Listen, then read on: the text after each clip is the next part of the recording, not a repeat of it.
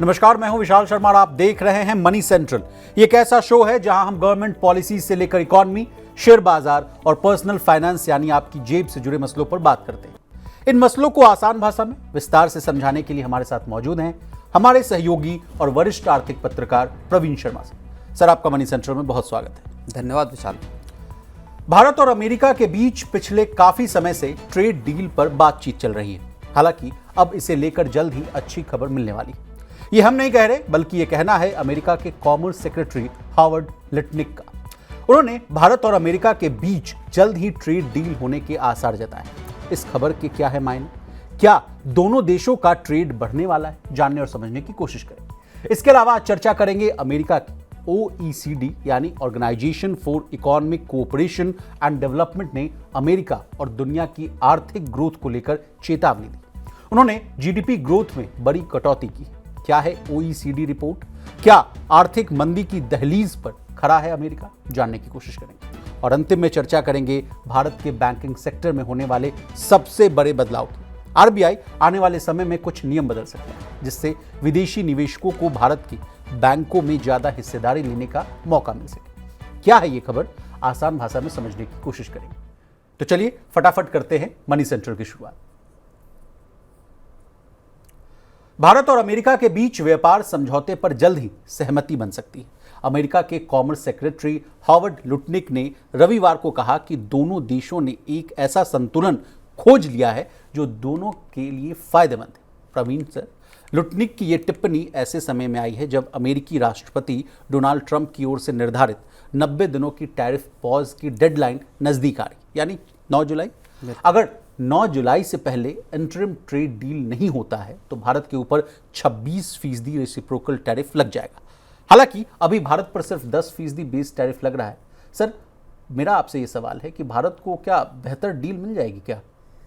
नहीं, बिल्कुल डील के दोनों देश जो है करीब हैं। जैसा कि जो यूएस कॉमर्स सेक्रेटरी हैं या कॉमर्स मिनिस्टर कह लीजिए, उनका जो बयान आया है, एक इंडो यूएस एक कार्यक्रम था अमेरिका में, उसमें उन्होंने ये तमाम बातें कही हैं, जिसमें उन्होंने कहा है कि दोनों देशों के बीच एक अच्छी डील अब ज़्यादा दूर नहीं है, यानी जल्द ही इस मामले में डील हो सकती है दोनों देशों के बीच में। तो ये उसी कड़ी का एक चरण है जिसमें अभी हाल में ही 17 मई को जो भारत के कॉमर्स मिनिस्टर हैं पीयूष गोयल, उनका अमेरिका का दौरा हुआ था, जहाँ पे उनकी मुलाकात हुई लटनिक से, हॉवर्ड लटनिक से, और उसमें डील को लेके तमाम चीज़ें जो रफ्तार है उसमें तेज़ी आई। ट्रंप भी कई बार कह चुके हैं कि दोनों देश करीब हैं और एक अच्छी डील दोनों के बीच में फर्स्ट फेज की या अंतरिम डील एक हो सकती है। 9 जुलाई की जो डेट है वो ऐसी कोई फिक्स डेट नहीं है, कोई कानूनी तारीख तो है नहीं कि जिसके बाद चीज़ें फिर से आगे नहीं बढ़ सकती। ट्रंप तमाम दफ़ा टैरिफ का, अलग अलग तरह के टैरिफ का ऐलान कर चुके हैं, उनको फिर से पॉज कर चुके हैं, फिर नए टैरिफ बता चुके हैं। जैसे अभी हाल में उन्होंने कहा कि हम स्टील प्रोडक्ट्स पे 50% टैरिफ लगा देंगे। कोर्ट से भी झटका लगा था सर। कोर्ट से झटका लगा, लेकिन कोर्ट फिर से गई सरकार, ट्रंप सरकार, और वहाँ पे वो उस पर स्टे भी लेके आए तो टैरिफ को लेके। और दूसरी चीज़ ये है कि टैरिफ जो उनको लागू करने हैं वहाँ पे उनके पास अभी दूसरे बहुत सारे कानूनी रास्ते या प्लान बी अमेरिका के पास ऑलरेडी मौजूद है, ट्रंप के पास, जिसमें कि वो अपने जो ट्रेड जो एक्ट है एक, उसके तहत वो 15% का टैरिफ लगा सकते हैं, 150 दिन तक उसको लगाए रख सकते हैं, और उसके बाद फिर अलग अलग जो ट्रेड प्रैक्टिसेस के जो को लेके जो एक्ट है उसके तहत अलग अलग प्रोडक्ट्स पे लगा सकते हैं। खैर, भारत की हम चूँकि बात कर रहे हैं तो भारत के साथ ट्रेड डील को लेके जो एक रस्साकसी की स्थिति बनी हुई थी, उसमें मुझको लगता है कि जो एग्री प्रोडक्ट्स जहाँ सबसे ज़्यादा मुश्किलें हैं वो हटाकर अमेरिका और भारत बाकी प्रोडक्ट्स के लिए एक डील हो सकता है 9 जुलाई तक कर लें। नहीं हुआ तो 1-2 महीने के लिए उसको फिर से आगे बढ़ाया जा सकता है कुछ देशों के लिए 9 जुलाई की डेट रखी जा सकती है, जहाँ पे कि भारत और अमेरिका एक डील कर लें। लेकिन एक जो बड़ी बात है वो ये है कि जो हॉवर्ड लटनिक ने एक बहुत महत्वपूर्ण बात कही है इस पूरे मामले में, और उन्होंने ये कहा है कि हम चाहते हैं कि भारत बहुत सारे प्रोडक्ट्स का जो है वो मैन्युफैक्चरिंग अपने यहाँ करे, अमेरिकी कंपनियाँ भारत में अपना बेस बनाएं। अब इसमें दो तरह की या एक विरोधाभासी बात सामने ये इसलिए भी आ रही है सर कि कुछ दिन पहले ही ट्रम्प साहब ने, जो एप्पल के मालिक हैं कुक साहब, उनको कहा कि आप जो सुनिए, अब भारत की चिंता ज़्यादा मत कीजिए, अमेरिका की चिंता कीजिए, यहीं रहिए, यहीं बनाइए और यहीं प्रोडक्शन को बढ़ाइए और यहीं रोजगार क्रिएट कीजिए। उसके बाद आप तमाम तरह की बातों से आप अवगत हैं। एस जयशंकर साहब को आना पड़ा इस पिक्चर में, उन्होंने सफाई दी कि नहीं भाई अभी कोई किसी तरह का कोई ट्रेड डील नहीं हुआ है। कुक साहब का भी स्टेटमेंट आया कि नहीं भाई हमारा जो प्लान है एज इट इज़ रहेगा, हालांकि कुछ परिवर्तन हो सकता है सर। तो ऐसे समय में जब नहीं, उसमें टेस्ला की भी बात है। देखिए कल ही टेस्ला को लेके जो एचडी कुमारस्वामी हैं, जो हैवी इंडस्ट्री मिनिस्टर हैं भारत में, कल ही भारत ने अपनी ईवी पॉलिसी का ऐलान किया और कल ही एचडी कुमारस्वामी ने ये कहा कि टेस्ला भारत में अपना प्लांट लगाने को लेके इच्छुक नहीं है। टेस्ला चाहती है कि वो अपने आउटलेट खोले और टेस्ला का भारत में जो मैन्युफैक्चरिंग प्लांट है उसको लेके भी अमेरिका अपनी नाखुशी जाहिर कर चुका है। उन्होंने कहा कि इट विल बी अनफेयर कि अगर वो यहाँ पे भारत में प्लांट लगाते हैं। तो टेस्ला या एप्पल जैसे आप बड़े अगर कॉरपोरेशंस को, बड़ी कंपनियों को छोड़ दें, तो जो हार्वर्ड लटनिक ने बोला है वो बात उस लिहाज से मायने रखती है जिसमें हम बार बार इस बात का जिक्र सुनते हैं कि क्या China+1 की जो एक पॉलिसी को लाने की बात चल रही है उसमें क्या एक भारत बड़ा दावेदार बनकर निकल सकता है। जी। लटनिक ने साफ तौर पे कहा है कि हम चाहते हैं ज़्यादा से ज़्यादा प्रोडक्ट्स जो है वो भारत में बने और भारत में मैन्युफैक्चरिंग हो और अमेरिकी कंपनियां भारत में अपने बेसिस तैयार करें। तो ये ऐसे वक्त पर कहा गया है जबकि अमेरिका ये चाहता है कि जो एडवांस्ड मैन्युफैक्चरिंग है या बहुत सारा मैन्युफैक्चरिंग का काम है वो अमेरिका में लोकलाइज्ड हो, लोकलाइजेशन का पूरा काम अमेरिका में रहे जी। अमेरिका प्रोडक्ट्स बनाए और दुनिया भर में बेचे। तो अमेरिका दरअसल भारत को एक अहम पार्टनर के तौर पर देख रहा है। इस चीज़ का एक अंदाज़ा लटनिक के बयान से विशाल लगता हुआ दिख रहा है। प्रवीण सर, इन्होंने एक और बात कही है, वो कही है कि अमेरिका को आमतौर पर बहुत नाराज़गी होती है जब भारत जो है रूस के साथ जो है डिफेंस इक्विपमेंट्स की जो खरीदारी करता है उससे हम बहुत खफा हो जाते हैं। उसके बाद उन्होंने तमाम सभी प्लेटफॉर्म्स पर कहा कि ट्रेड को लेकर भारत जो है बहुत हार्श है, बहुत लूटता है हमें, इस तरह की भी बातें कहते हैं। इसको वो कैसे देखें सर, किस संदर्भ में इसको देखा जाए? नहीं, इसमें देखो दो मसले हैं। एक तो ट्रम्प एडमिन ये चाहता है और लंबे वक्त से ये चाहता है कि भारत अपने आर्म्स की जो खरीदारी है उसमें अमेरिका को तरजीह दे, और ऐसे 2-3 वाक़ये हुए हैं जिसमें भारत ने अमेरिका को पूरी तरह से दरकिनार किया है जी। 2-3 बहुत अहम वाक़ये हैं।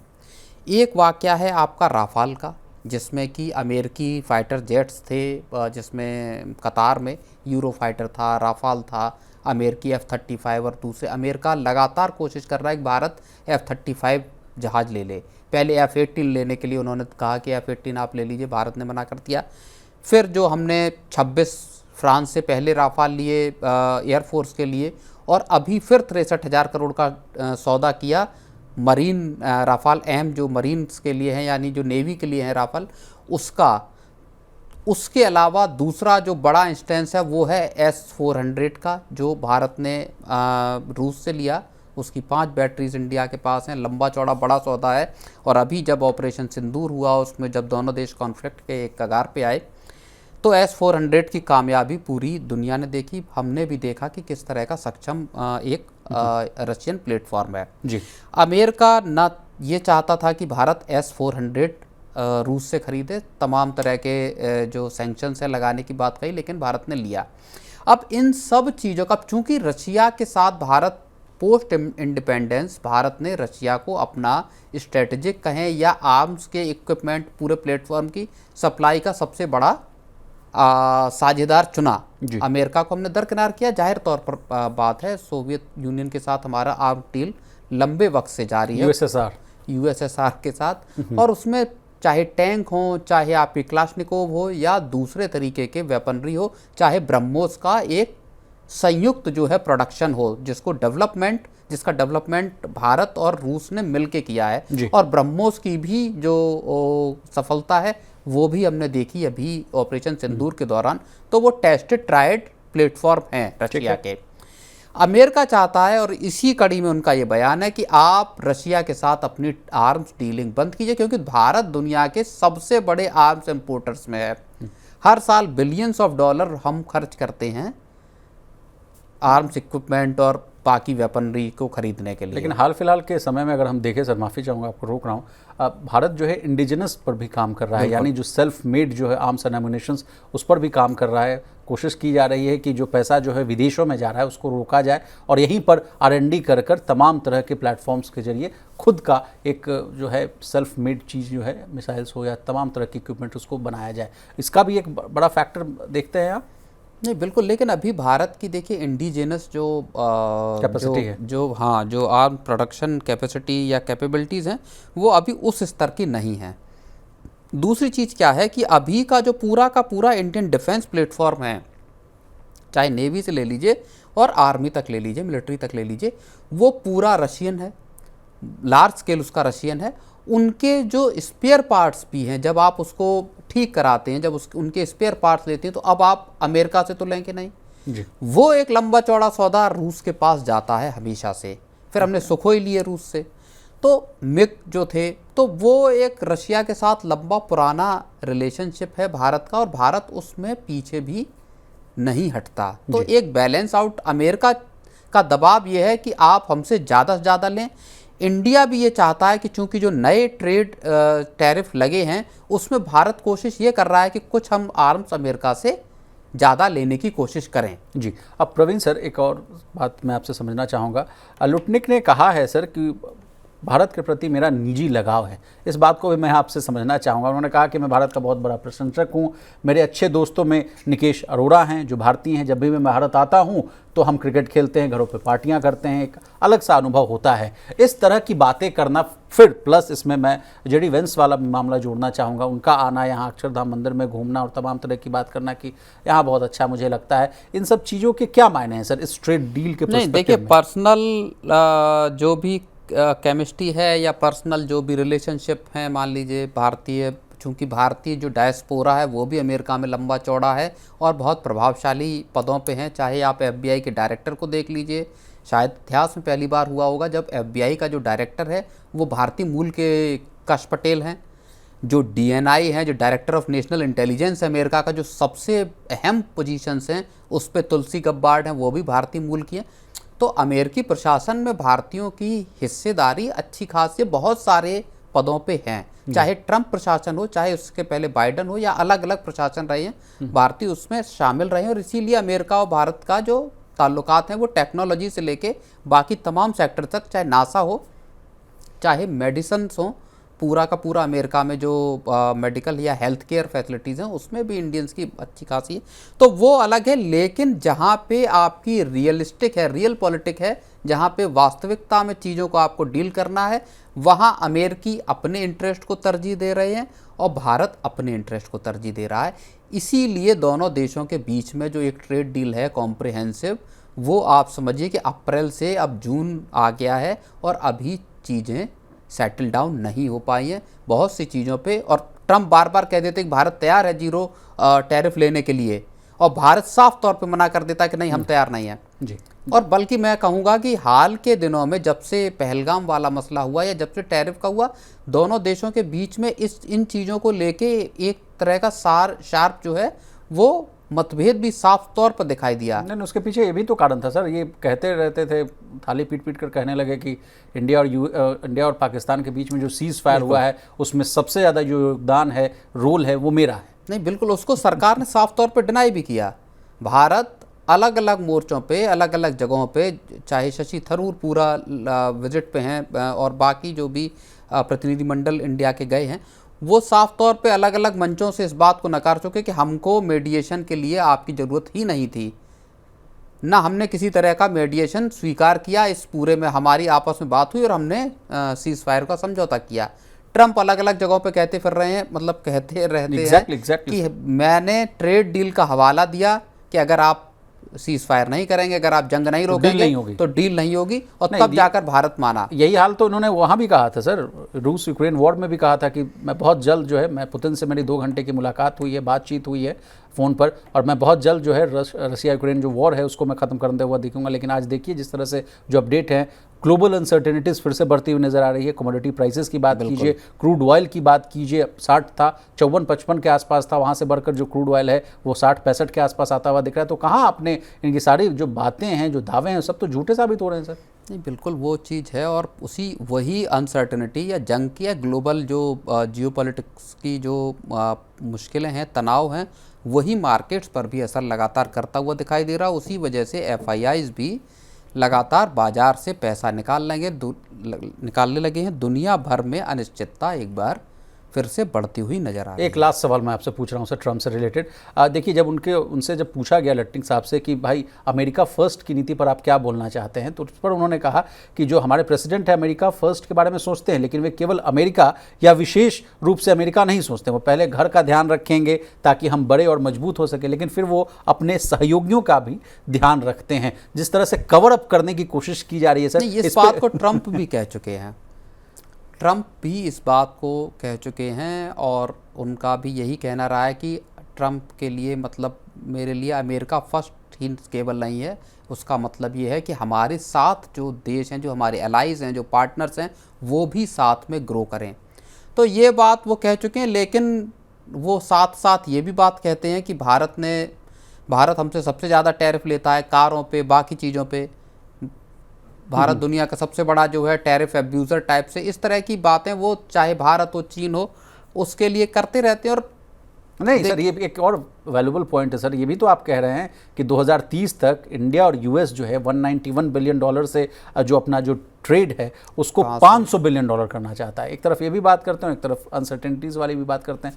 लेकिन ये चीज़ लिखित दस्तावेज में है कि हम $500 बिलियन पे पहुंचना चाहते हैं। जब प्रधानमंत्री मोदी अभी हाल में फरवरी में मुलाकात हुई थी, उस दौरान ये पूरा दस्तावेज जॉइंट स्टेटमेंट में ये बात सामने आई। तो कोशिश तो है, और भारत और अमेरिका के बीच में ट्रेड के रिलेशंस लंबे, गहरे और बहुत आगे चलने वाले हैं, क्योंकि भारत तेज़ी से अब कारोबार या इकोनॉमी में दुनिया में बड़ी एक ताकत बनता हुआ दिखाई दे रहा है। चलिए आगे बढ़ते हैं और बात करते हैं OECD रिपोर्ट की। Organisation for economic cooperation and development ने अमेरिका और दुनिया की आर्थिक ग्रोथ को लेकर चेतावनी दी है।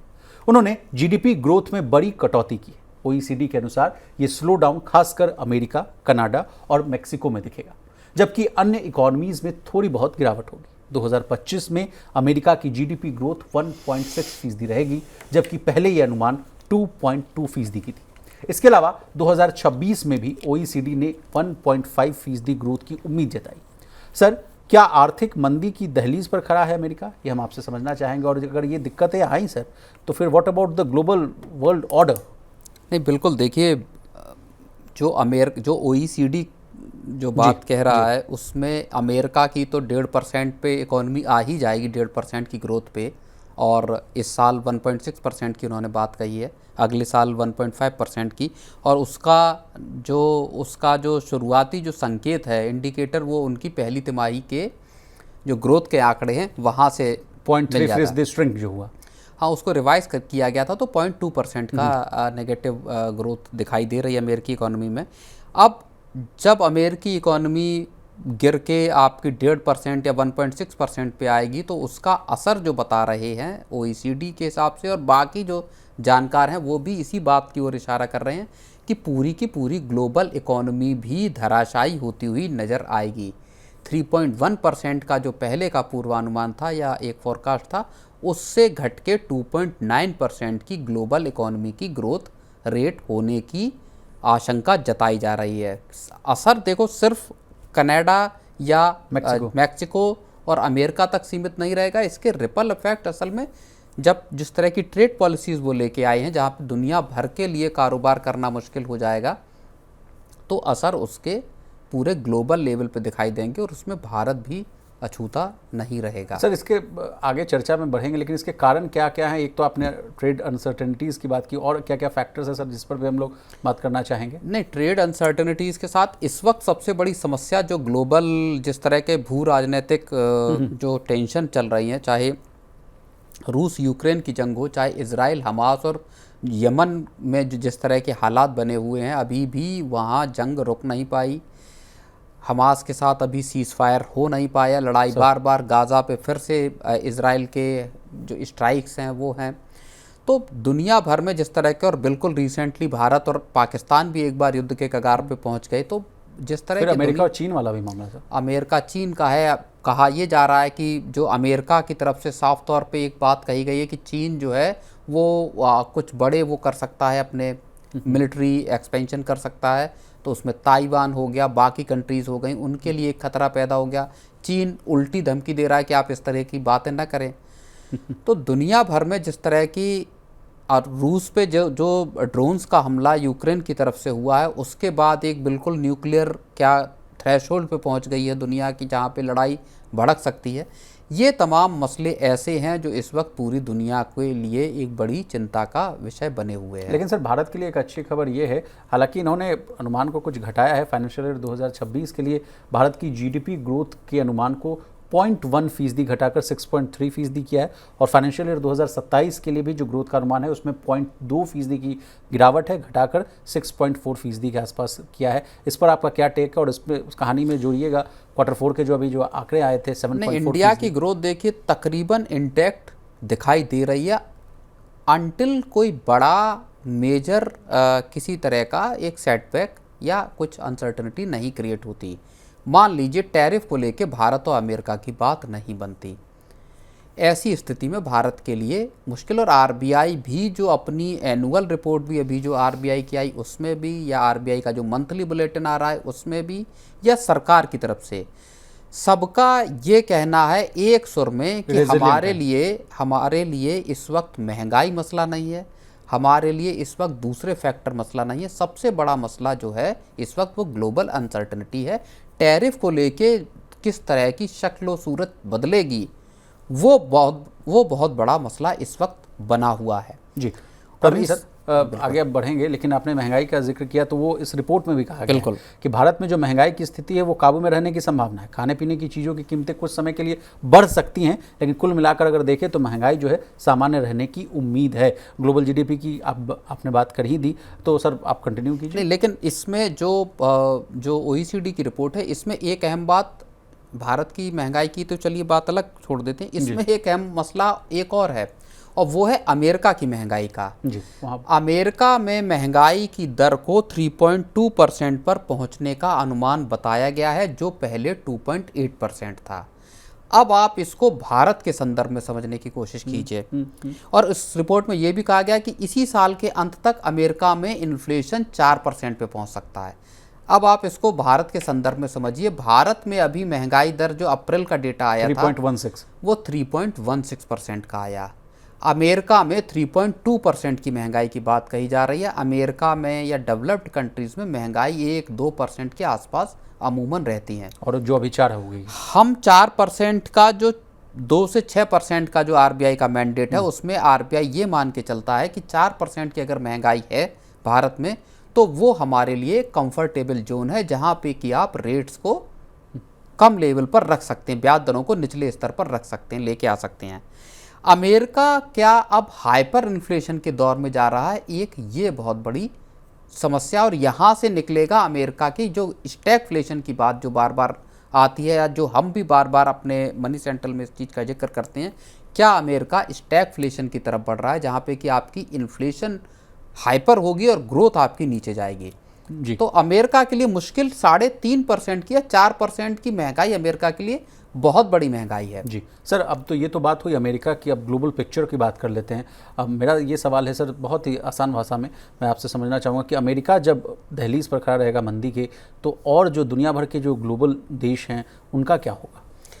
मैं बता रहा हूँ आपको कि जो रिपल इफेक्ट हैं वो पूरी दुनिया पे दिखाई देंगे, भारत भी उससे अछूता नहीं रह पाएगा। और ये बात चाहे सरकार हो या आरबीआई बार बार कह रहे हैं कि टैरिफ के असर या किसी तरह की जो अनसर्टनिटी है या स्लो डाउन का जो खतरा है, वो भारत पर भी उसका असर दिखाई दे सकता है। और ये चिंता एक इस वक्त की सबसे बड़ी चिंता है। अमेरिका में अगर देखिए डिमांड कम होती है, महंगाई अगर बढ़ेगी तो डिमांड कम होगी, और डिमांड अगर, इसीलिए अमेरिका के जो राष्ट्रपति हैं वो बार बार फैट पर दबाव बना देते हैं कि अब आप रेट करो, कम करो, अब कम कीजिए रेट। आपने बाइडेन की खूब मदद की है, हाँ, मेरी नहीं तो कर अब रहे हैं। मेरे लिए कम की, तो वो चाहते हैं कि आर्टिफिशियली रेट को कम किया जाए।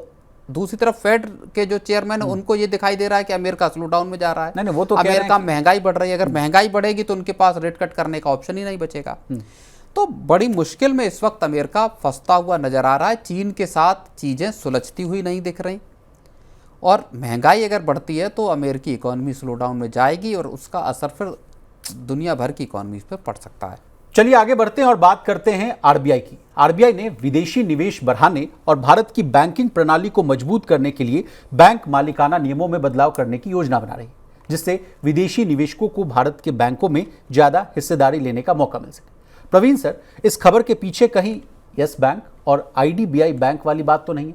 क्योंकि हाल ही में खबरें आई थी कि जापान की एसएमबीसी ने यस बैंक में 20% हिस्सेदारी खरीदने का मन बनाया। अब कनाडा की फेयरफैक्स होल्डिंग्स और यूएई की एमिरेट्स एनबीडी दोनों आईडीबीआई बैंक में 60% हिस्सेदारी के लिए होड़ में खड़ी है।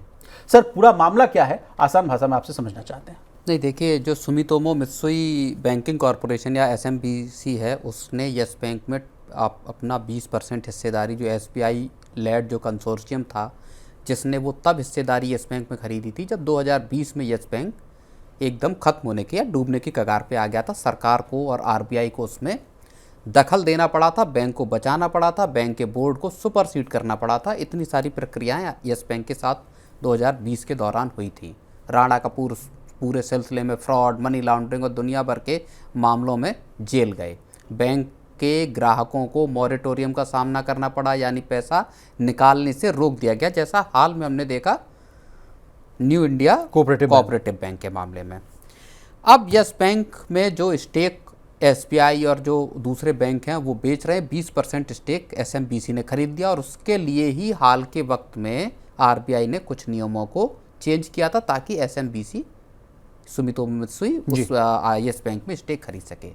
अब कहानी ये निकल के आ रही है, और ऐसा जो रिपोर्ट्स हैं उसमें ये कहा जा रहा है कि जो सुमितोमो मित्सुई है वो 34% तक अपना स्टेक बढ़ा के करना चाहती है, यानी जो बकाया बैंकों का, एसबीआई और दूसरे बैंकों का जो स्टेक है यस बैंक में, उसको खरीदना चाहती है। अब इसके जरिए बैंक में आपका एसएमबीसी का कंट्रोलिंग स्टेक हो सकता है 34%, यानी आप बोर्ड में शामिल होंगे और आपका स्टेक होगा जी।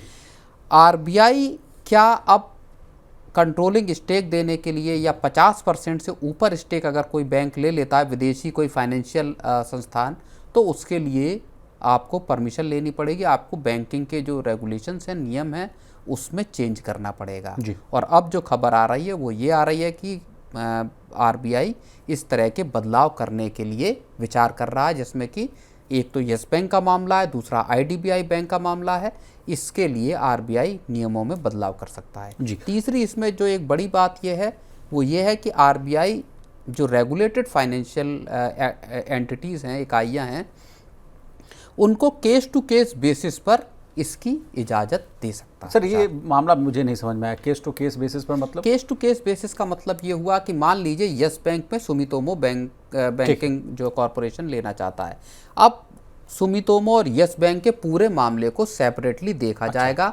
उसमें देखा जाएगा कि बैंक का किस तरह का, या जो फाइनेंशियल इंस्टीट्यूशन है उसकी क्रेडिबिलिटी क्या है, उसके पूरे रिकॉर्ड्स और बाकी चीज़ों को कंगाला जाएगा। उस पूरे मामले की अलग से पड़ताल की जाएगी और उस हिसाब से फैसला होगा। दूसरा कोई मामला आएगा, उसकी उस केस के हिसाब से पड़ताल की जाएगी। सारे केसेस अलग अलग रहेंगे और एक एक केस को उसके हिसाब से इजाज़त दी जाएगी या नहीं इजाज़त दी जाएगी। लेकिन मोटे तौर पर जो मामला है वो भारत के बैंकिंग सेक्टर के अब खुलने का मामला है। जिस तरह का इंश्योरेंस सेक्टर हो, डिफेंस सेक्टर हो, अलग अलग सेक्टर या स्पेस सेक्टर हो उसको, और न्यूक्लियर सेक्टर हो, इसको जिस तरह से सरकार खोलने का मन बना रही है, बहुत सारे सेक्टर्स में 100% की एफडीआई को इजाज़त दी गई है। ऐसा बैंकिंग सेक्टर में होते हुए हम जल्द ही देख सकते हैं अगर आरबीआई इस तरह के नियमों में बदलाव की इजाज़त देता है। सर, इसी के साथ मेरा एक प्रश्न है कि विदेशी बैंक जो हैं वो भारत में इतना इंटरेस्ट क्यों दिखा रहे हैं, क्यों रुचि दिखा रहे हैं? ये पहला सवाल जो है मन में आ रहा है। इसमें तो सीधी बात यह है कि भारत का जो बैंकिंग सेक्टर है वो सीधे तौर पर इकोनॉमी के साथ जुड़ा हुआ है, एक बात। हाल के वक्त में अगर आप देखेंगे तो बैंकिंग सेक्टर के एनपीएस बैंकिंग और ख़ास तौर पर अगर हम सरकारी बैंकों को देखें तो उनका एक बड़ा टर्न अराउंड पिछले 2014, 15, 16 के पीरियड से और अब के बैंकिंग सेक्टर को अगर आप कंपेयर करेंगे, तुलना करेंगे, तो भारत का बैंकिंग सेक्टर, बैंक्स बहुत रोबस्ट होके उभर कर सामने आए हैं जी। चाहे कैपिटल रिक्वायरमेंट्स के मामले हों, चाहे एनपीएस हों, सारी जगहों पर हम एक बड़ा सुधार देखते हैं। और ख़ास तौर पर ये बात नज़र आएगी आपको सरकारी बैंकों को लेकर, जिसको लेकर सरकार ने बार बार अपनी पीठ ठोकी है कि हमने किस तरह से पूरा का पूरा जो बैंकिंग सेक्टर है उसको रिवाइव कर दिया है देश में। और ये मोदी सरकार की एक बड़ी उपलब्धि के तौर पे भी सर गिना जाता है। एक खबर मेरे माइंड में अभी जस्ट आ रही है सर, कि जो अभी आरबीआई ने जो 2 लाख करोड़ के अधिक का पैसा जो है डिविडेंड के रूप में दिया, उसके बाद खबरें आई कि पीएसयूज यानी पब्लिक सेक्टर जो बैंक्स हैं, पीएसवीज की बात कर रहा हूं मैं, वो भी 22,000 करोड़ के आसपास या 80,000 करोड़ के आसपास का डिविडेंड देती हुई नजर आएंगी। ये वाला भी मामला इसमें जोड़ कर देखा जाए, क्योंकि आपकी जो फाइनेंशियल हेल्थ अच्छी है तभी तो आप इतना पैसा लौटा के दे पा रहे हैं सरकार को। नहीं, बिल्कुल। देखिए, लगभग 23-24 हज़ार करोड़ रुपए के आसपास जो फाइनेंशियल इंस्टीट्यूशंस और बैंक्स हैं जो सरकार के, उनकी तरफ से डिविडेंड आ रहा है और 2,70,000 करोड़ रुपए अकेले आरबीआई ने अपने सरप्लस जो पैसा है वो सरकार को दिया है। अब सीधी बात यही है कि बैंकों की जो आर्थिक स्थिति है या बैंकों की जो सेहत है वो इस वक्त देश में, सरकारी की खासतौर पर अगर हम बात करें तो अच्छी खासी मजबूत हुई है। अगर आप एसबीआई को ही देख लेंगे तो लगभग 20,000 करोड़ रुपए का क्वार्टरली प्रॉफिट एसबीआई का हमको दिखाई देता है। तो बैंक मजबूत स्थिति में है। अब आरबीआई क्या बैंकिंग सेक्टर का एक्सपेंशन चाहता है? क्या चाहता है कि दुनिया भर की पूंजी बैंकिंग सेक्टर में आए और यहाँ के बैंकों में स्टेक ले? ये क्या आरबीआई चाहता है? और ख़ासतौर पर जैसे आईडीबीआई बैंक का मामला है जिसमें कि जिसके स्टेक सेल की बात सरकार लगातार कर रही है, क्या दूसरे सरकारी बैंकों में और स्टेक सेल सरकार कर सकती है? ये मसला है। और इसमें आरबीआई के जो रूल्स हैं, क्योंकि भारत का जो बैंकिंग सेक्टर है, देखिए वो दुनिया के सबसे सख्त बैंकिंग सेक्टर के रेगुलेशंस पे भारत के बैंक आते हैं। और लगातार आप देखेंगे आरबीआई पिछले आप समझे दशकों से इस तरह की एक पॉलिसी पे है जहाँ पे कि बैंकों के नियम सबसे ज़्यादा सख्त हैं। और इस बात को आप जोड़ के अगर देखेंगे 2004, 5, 6 से लेके 12, 14 तक एक लंबी बहस हमने तब देखी जब आरबीआई के सामने ये सवाल था और सरकारों के सामने ये सवाल था कि क्या जो बड़े कॉरपोरेट घराने हैं उनको बैंकिंग सेक्टर में आने की इजाज़त दी जाए? क्या अंबानी, अडानी, टाटा जैसे कॉरपोरेट हाउसेस को बैंकिंग सेक्टर में आने की इजाज़त नहीं मिलनी चाहिए? ये सवाल आरबीआई के सामने था और आरबीआई ने उस वक्त ये फैसला किया कि हम बड़े कॉरपोरेट हाउसेस को या कॉरपोरेट्स को बैंकिंग सेक्टर में आने की इजाज़त नहीं देंगे। और इसी वजह से आप देखेंगे कि कोई भी इस तरह के कॉरपोरेट हाउसेस बैंकिंग सेक्टर में नहीं है। लेकिन अब अगर आप विदेशी फाइनेंशियल एंटिटीज़ को इजाज़त दे रहे हैं तो क्या आने वाले वक्त में कुछ और प्राइवेट बैंकों को भी परमिशन मिल सकती है? जी। क्या कल को जिनके बैंकिंग लाइसेंस पेंडिंग है उनको मिल सकती है कि नहीं? बैंकिंग लाइसेंस, देखिए बहुत वक्त पहले तो बैंकिंग लाइसेंस दिए नहीं आरबीआई ने, बहुत सारे उनको। इस वक्त कितने कॉरपोरेट्स के बैंकिंग लाइसेंस पेंडिंग है मुझे नहीं पता, लेकिन मुझे लगता है कि शायद ही किसी का हो। नए सिरे से क्या आरबीआई एप्लीकेशंस मंगा सकता है? क्या इस तरह की इजाज़त दे सकता है कि नए बैंक देश में खुलें? क्या नए बड़े जो कॉरपोरेट हाउसेस हैं, मान लीजिए टाटा है या अंबानी है या अडानी है, क्या इनको इजाज़त मिल सकती है? एक चीज़। दूसरी चीज़, इसके साथ जुड़े हुए खतरे क्या हैं? What are the risks associated? बिल्कुल, तो उसका, क्योंकि बैंक्स के साथ मामला सबसे बड़ा आ जाता है कि आप पूरी के पूरे तौर पर ट्रस्ट पे चलते हैं बैंक्स जी। और वहाँ पे मसला उस बात का भी है कि डिपॉजिट इंश्योरेंस जो मामला है, जहाँ 5 लाख की ही लिमिट अभी है, उसको बढ़ाए बगैर अगर आप बहुत सारे बैंक आते हैं या विदेशी बैंकों को, तो वो डिपॉजिटर्स के लिए क्या एक रिस्क है या नहीं? ये तमाम चीज़ें, या विदेशी बैंकों को अगर मंजूरी मिलती है भारत के बैंकों में कंट्रोलिंग स्टेक लेने की, तो क्या उनके लिए कुछ अलग तरह की रिक्वायरमेंट्स और रूल्स होंगे? ये कई सारे सवाल भी यहाँ पे पैदा होते हुए दिखते हैं। चलिए आगे देखना होगा सर कि तस्वीर कैसी साफ नज़र आती है, लेकिन तब तक के लिए बने रहिएगा हमारे साथ। और प्रवीण सर, आपका बहुत शुक्रिया क्योंकि आपने अपना कीमती समय निकाला, तमाम विषयों को बहुत ही आसान भाषा में विस्तार से समझाने की कोशिश की। तो आज के मनी सेंट्रल में बस इतना ही। इसी तरह देश, दुनिया और बिजनेस जगत से जुड़ी तमाम ताज़ा तरीन खबरों के लिए बने रहिए हमारे साथ और देखते रहिए मनी 9।